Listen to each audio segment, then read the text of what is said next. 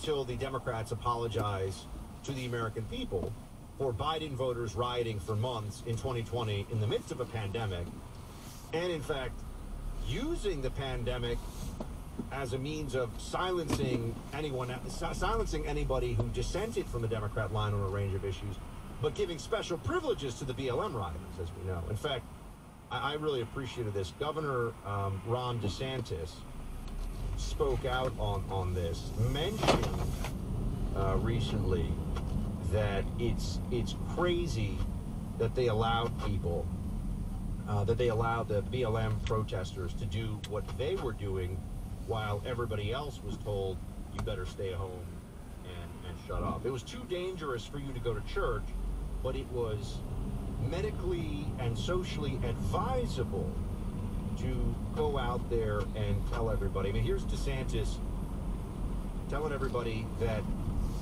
we all remember that the same Democrats that tell us, you know, all that they tell us about COVID and January 6th is the biggest deal ever, that they were saying BLM riots during a pandemic, those were cool, those were fine. They actually wrote a letter saying this, and in the same letter they said, it's fine to go out and protest with BLM, but does not mean it's okay for you to protest against lockdowns or other things that you may. So, you know, this was presumably a woke virus. But I think But I think that really took the mask off a lot of these people, because clearly it's absurd that you would take that position from a scientific perspective.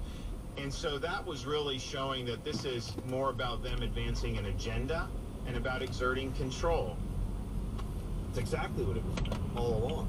And I think you can make a very strong argument that the 2020 election was held under the threat of force from Biden partisans. You don't have to take my word for it. Just look at all the photos from all across the country of boarded up storefronts, because we were all led to believe if Trump gets reelected, there will be there were threats of this. There will be riots.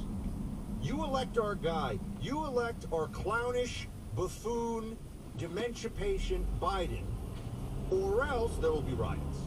And your store, your neighborhood may get destroyed. That was how the 2020 election actually occurred.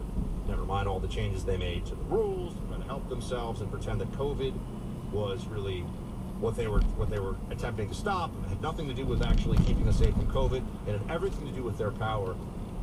We're not going to forget these things. I'm not forgetting about Russia collusion and the way that they lied, so that when they try to lie now, or rather when they try to lecture us about lying, I say, excuse me, why do you think that you're in a position, why is the Democrat media in a position to lecture people about election denialism without at least admitting first to the Russia collusion lie? Right? Put aside the merits of their claims about election 2020 and everything else. Put aside the actual debate. I'm not going to take lectures from people who are part of not just a lie, a preposterous lie.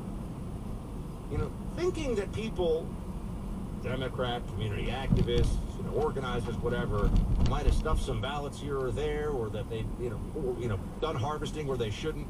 You can argue as to whether or not that happened, but